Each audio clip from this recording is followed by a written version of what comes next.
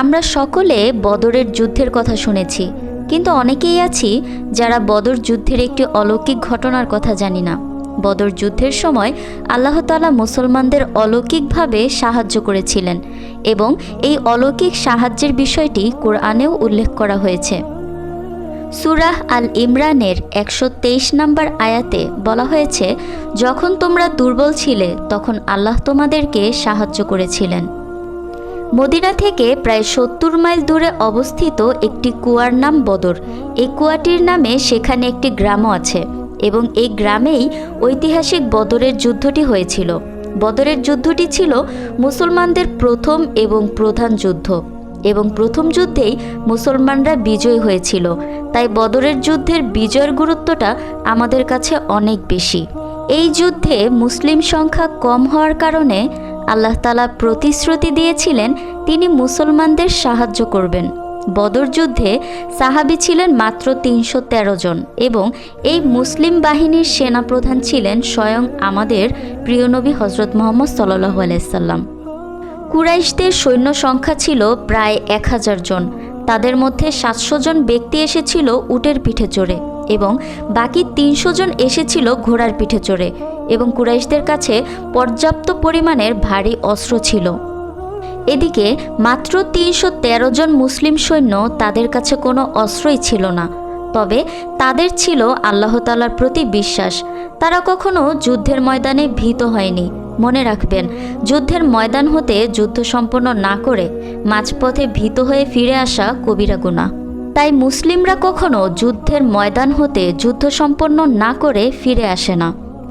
বদর যুদ্ধে যখন কুরাইশ বাহিনীরা তাদের উট, ঘোড়া এবং অস্ত্র নিয়ে ধেয়ে আসছিল, তখন নবীজি সাল্লাল্লাহু আলাইহি সাল্লাম প্রতিপক্ষের বাহিনীর দিকে তাকালেন। এরপর কিবলামুখী হয়ে ২ হাত উঁচু করে উচ্চস্বরে আল্লাহ তাআলার কাছে দোয়া করলেন। তিনি বললেন, হে আল্লাহ, আপনি যে প্রতিশ্রুতি দিয়েছেন, আমাকে যে ওয়াদা করেছেন, আমার জন্য আপনি তা পূরণ করুন। হে আল্লাহ, এই যুদ্ধের ময়দানে যদি মুসলমানদের এই ক্ষুদ্র সেনাদল ধ্বংস হয়ে যায়, তাহলে আপনার ইবাদত করার জন্য পৃথিবীতে কেউ থাকবে না। এরপর আল্লাহ তাআলা রাসূল সাল্লাল্লাহু আলাইহি সাল্লামের দোয়া কবুল করে নিলেন। এরপর সেই যুদ্ধে আল্লাহ তাআলা সরাসরি একদল ফেরেশতা পাঠিয়ে দিলেন, যারা ধারাবাহিকভাবে অবতরণ করেছিলেন এবং তারা মুসলিমদের সাহায্য করেছিলেন। এই ফেরেশতাদের বিশেষ চিহ্ন ছিল এবং তারা বিশেষ পোশাক পরিধান করেছিলেন।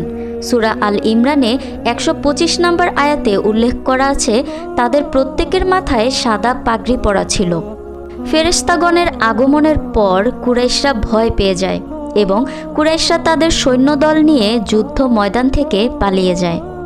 আল্লাহ তাআলা বদরের যুদ্ধে সর্বপ্রথম ফেরেশতাদের সরাসরি পাঠিয়েছিলেন। ফেরেশতাদের এই অংশগ্রহণের কারণেই সেদিন মুসলিমদের বিজয় হয়েছিল, যার কারণে এটিই ছিল মুসলিমদের প্রথম এবং প্রধান যুদ্ধ। বদরের যুদ্ধের ঐতিহাসিক তাৎপর্য হল, এই ঘটনাটি ইসলামের শক্তি ও ইসলামের অবস্থানকে সুদৃঢ় করে।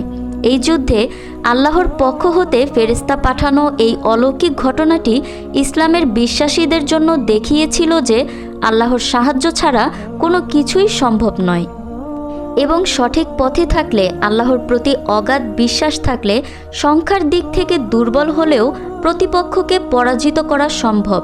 কারণ যে আল্লাহর প্রতি বিশ্বাস রাখে সে আল্লাহ তাআলার জিম্মায় চলে যান।